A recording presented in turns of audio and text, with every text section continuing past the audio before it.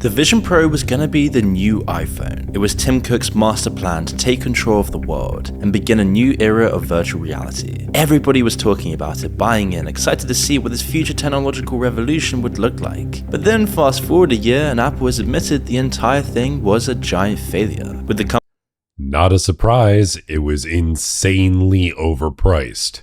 And I've seen the features. And I have a Meta Quest, which is literally 1/10 of the price. And it does 90% of the same stuff. So I don't think they could ever justify the price tag with that. And everybody that's like an Apple fanboy just wanted to hop on the bandwagon and be like, oh, it's amazing. Yes, it has more fidelity and it looks nicer. I will give it that, but I'm not willing to pay 10 times the price for something that is that much better.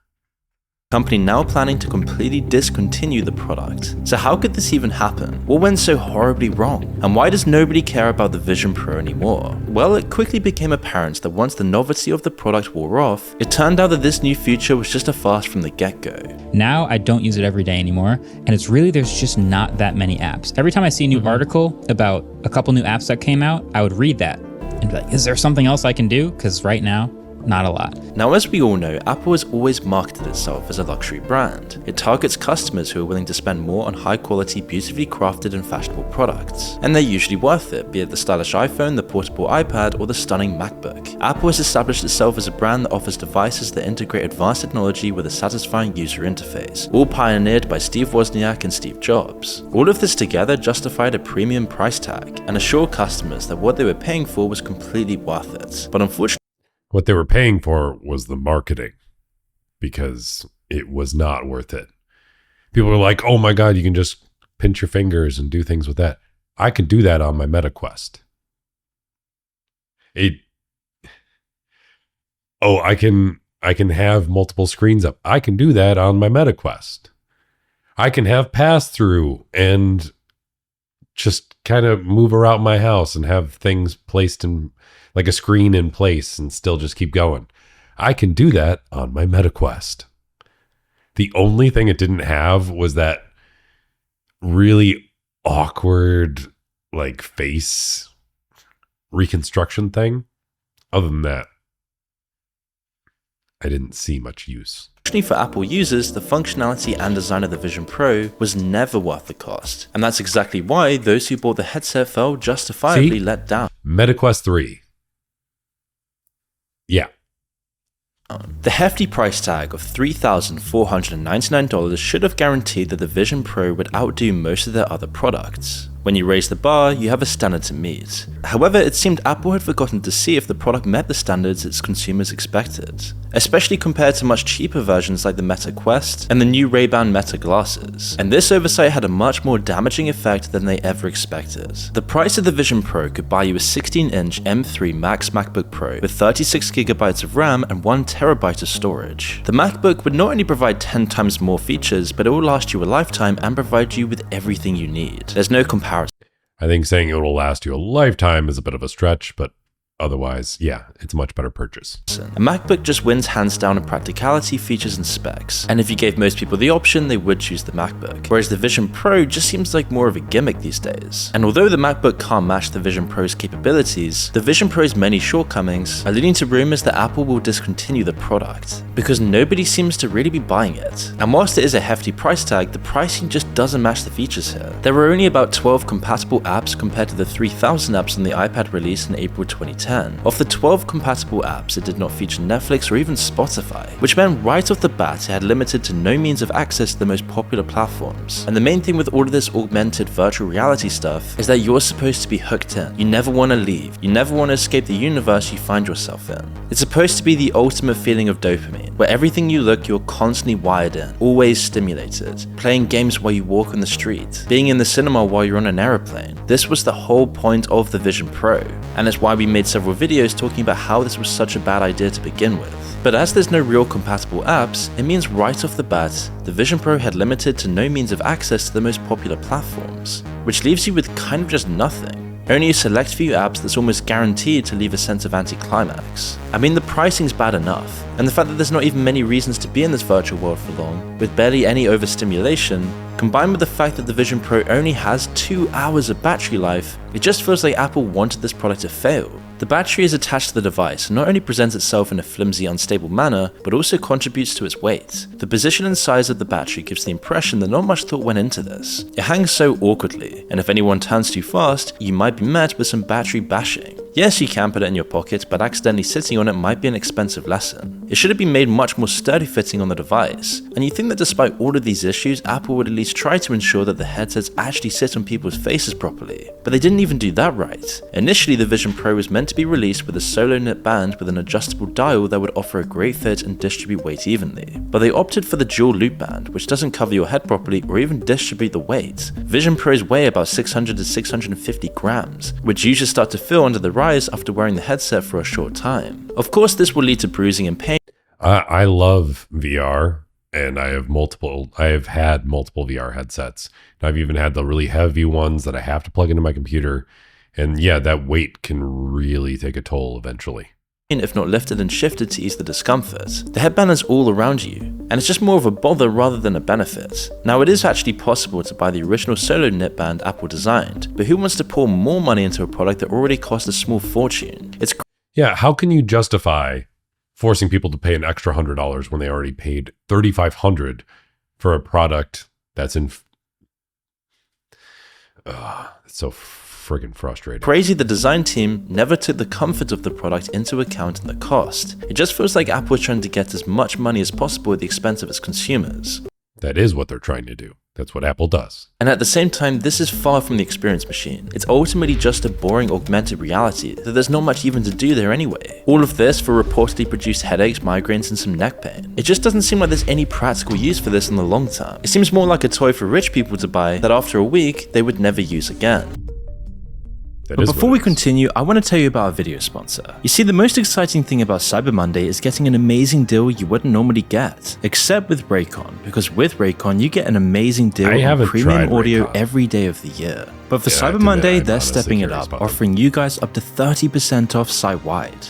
So if you're looking for the perfect pair of earbuds, this is the moment to grab Raycon's everyday earbuds. I really love these earbuds because they come with an amazing 32-hour battery life, in addition to multi-point connectivity, which basically means I can switch seamlessly between my phone and laptop, which is really perfect for working on these videos while listening to my favorite playlists on my phone. Plus, they also have active noise cancellation, which is a total game changer. It's super ideal when you're in noisy environments. Personally, I use it a lot when I'm just on flights, as it really lets me focus without any distractions. And the design is beautiful. For me, I went with the sleek matte blue, which I've never really seen on other earbuds. It's way better than just sticking with the usual black or white. And at the same time, Raycon's quality rivals some of the biggest audio names out there. But here's the thing, they start at half the price. So you're already getting incredible value before even factoring in Cyber Monday's up to 30% off deal, which will come with the sleek protective case that supports wireless charging. With just 10 minutes of charging, I get 90 minutes of playback, which is a complete lifesaver on busy days. And this is why I use my Raycons daily, whether it's editing, hitting the gym, or just listening to audiobooks on a flight. So if you're on the fence, don't be, as Raycon offers a 30-day happiness guarantee, so you really can't go wrong. Head to buyraycon.com/moonyt for up to 30% off site-wide. Yeah, I don't want to skip. And with a battery of 2 hours, it seems like long-term use was never even possible. You can watch movies in 2D, but let's face it, most great movies are longer than 2 hours. A lot of users even reported some motion sickness from the visuals. If you intend to do your work with the Vision Pro, it takes time to get used to all the features. 2 hours at a time, of course. And once you get into the swing of things, you will need a 1.5 hour break every 2 hours to recharge the battery. You could buy another battery at an extra cost and keep swapping them out, but it just seems so impractical for long-term use, and who wants to carry another battery around? And even if you did buy the Vision Pro, you have to do a personalized facial scan to see which of the 28 different light seals work for the new Vision Pro owner. If this isn't done, it can impact the comfort level and the amount of light leaks that can interfere with eye tracking. Now, the obvious problem here is that it indicates that the Vision Pro is set up for one user only. Guests can use it, but they have very limited access, which could disrupt the settings. And while the Vision Pro does cater to FaceTime, a cool one. Can you imagine if it tries to adjust the settings because you let a friend try it out and then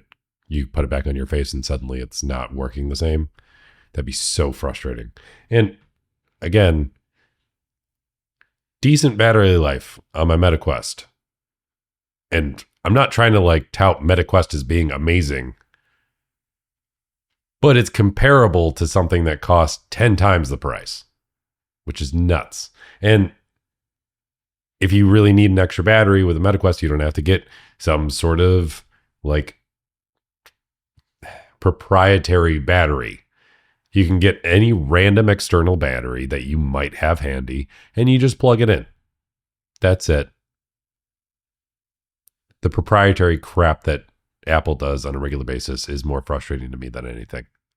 Connect the headset automatically shows that the team overthought the practical uses and didn't even bother with certain features, FaceTime being one of the most critical. However, the design may be intimidating to use casually because of its exorbitant cost and fragility. Although the magnetic light blocking attachment is high quality, its general fragility raises concerns. If the Vision Pro is used during activities or handled by someone unfamiliar with its parts, it poses a high risk. People walk into walls and doors distracted by the images, and one wrong move can damage the parts, and this would be an insanely costly repair. The keyboard also doesn't support alternative languages, so if you're not an English speaker or perhaps you want to change to your native language, this isn't actually an option on the Vision Pro. Now, to be fair, this is probably why the Vision Pro isn't sold everywhere in the world, so the chances are most people don't even have the option to buy one. However, Apple does sell the Vision Pro in Japan, China, Hong Kong, and Singapore. The headset not catering to the language is a huge oversight. These basic fundamental functions were left off, and for the price, it just seems so unjust. As when it comes to Apple, consumers never expect them to cut corners, but unfortunately Tim Cook's new Vision Pro, the thing that was supposed to be the new iPhone, couldn't even provide a good experience with the audio without the users having to buy another product. While it does deliver good sound, it fails to block background noise. To get a better experience, one would need to add a set of Apple's newest versions of AirPods, another big expense to a better product that should have been factored in originally. And of course, the Vision Pro is only compatible with other Apple products, which might be fine if you're already an Apple user. However, if this is your first Apple product, you'll inevitably face challenges and disappointments. Even ordering the Vision Pro online can only be done via an Apple device unless you physically buy the product yourself from the Apple Store. And on top of that, there's also no USB to a computer, which again seems like a huge oversight since most of us invariably need to transfer data at some point. In fact, that's one of the main selling points in all of the adverts. Even when connecting it to the MacBook, the AirDrop will stop working as soon as you remove the Vision Pro, which means you just keep it on your face until the task is completed. Even the eye tracking has issues. Selecting icons and hyperlinks can be tricky, and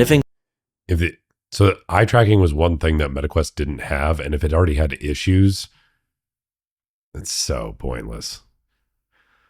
So pointless. Correctly applied is such a frustrating experience. If you move the window up, you ironically roll your eyes as you go too far for what the device can cater to. If the Vision Pro is not fitted correctly, it can also reduce the device's calibration. Resetting the calibration requires way too many steps, and Apple didn't factor quick fixes into the Vision Pro's visual aids. Which is why it's no wonder that it seems like Apple is going to discontinue the Vision Pro completely, as it's just such a subpar product, and yet it's basically their most expensive product. All for a bulky, uncomfortable, not easy to use, augmented reality machine that's almost 10 times the product of their competitor, the Meta Quest. But at least you can wear it while traveling, right? You can watch movies, go into different universes, plug in and drop out. That was the main point of the Vision Pro. It was the main issue of our concerns in our previous videos on the product, that it's the ultimate distraction machine. And yet the Vision Pro doesn't even seem practical for traveling, one of the key selling points in the advert, as you can't put the Vision Pro in your travel bag and think it will be safely tucked in. In reality, it just becomes an awkward and inconvenient experience, and the components are so fragile and not worth the risk of breaking in your travel bag. But also, who wants to wear the Vision Pro in public? There are a bunch of videos and TikToks going viral, showing people with their Vision Pros plugged into a different world while they were on public transport, and yet suddenly it seems like these videos have completely stopped. If you go outside, you almost see nobody wearing it anymore. People wore it for a very brief time as almost a gimmick, but now it seems to be completely nowhere. Undoubtedly because you stick out like a sore thumb in the public eye, and almost Yeah, they probably got made fun of so much. They were like, I guess it's not really worth it just to have a little butterfly float around or see a T-Rex while I'm waiting in line. seem like a complete weirdo who needs to be overstimulated at all times. And of course, compared to Meta's Ray-Ban glasses, you just draw so much attention to yourself. This isn't like wearing a pair of glasses. At least with Meta's Ray-Ban glasses, it's almost indistinguishable from normal glasses. And this is the key issue that I mean, Meta's Ray-Ban glasses aren't publicly available yet. And I'm not like, oh, Meta is amazing or anything. I have multiple VR headsets. I only have one from Meta, and I happen to really like it. It's convenient. It's easy to deal with. And if I ever have any problems, it's easy to fix. Apparently, the Apple Vision Pro doesn't do that. It's overly bogged down, and they don't know how to fix their own products half the time. That's why there's an entire YouTuber that just goes on rants about how his repair shop can fix minor issues with Apple products, where if you bring it to Apple, they want to basically charge you for a whole new one. Apple is facing right now. The Vision Pro stepped into the virtual reality and augmented reality sector already under Meta's dominance. Meta's Quest range has secured a position with budget-friendly and user-friendly. See, look at that. Meta Quest 3, $499. So, not 10 times the price. But still. But if you want the Meta Quest 3S, yeah. It's less than it's less than a tenth of the price. Was that an 11th of the price? Gadgets. The Vision Pro's emphasis on premium attributes isolated the general user base, pitting it against significantly more economical and user-friendly alternatives. And customers started dropping their Vision Pro and selling it once they realized there was really nothing they could even do with it. So what does Apple have to say about this? Well, Apple first projected that about 800,000 Vision Pros would sell out within a year. However, the low production yields and supply chain issues meant Apple could not even meet its own projections. By the time they'd sorted out these issues, the Vision Pro didn't quite have the same sway on buyers, and most people had already moved on from the gimmick, and the customers that did buy it continued to complain, which led Apple to drop their projections to 400,000. One employee said they had suspended production of the Vision Pro components in May, and now production is expected to come to a complete stop by the end of November in 2024. CEO Tim Cook said that not everyone would take the new Apple innovation into their hearts, and he further explained that it was more of an early adopter product, meaning it was aimed at customers who wanted technology ahead of its time. And while this hasn't slowed Apple down, they are now deciding to hold off on the second generation of the model for a year, as they intend to release a cheaper, more advanced model in 2027, and even aim to produce computer contacts in 2030. But it's almost a good thing that this doesn't work, as the dystopian future of everyone plugged in, overstimulated all the time, never turning it off in their own little isolated universe, seemed like a nightmare Black Mirror situation that was dawning on all of us. As if you think you're already addicted to your phone, constantly scrolling and watching videos, can you even imagine how addicted you would be with your own perfect universe created around your own tastes? And it seems like the failure of the Vision Pro shows that the public generally rejects this idea.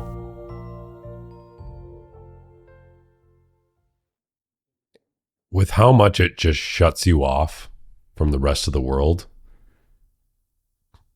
that's the scariest part.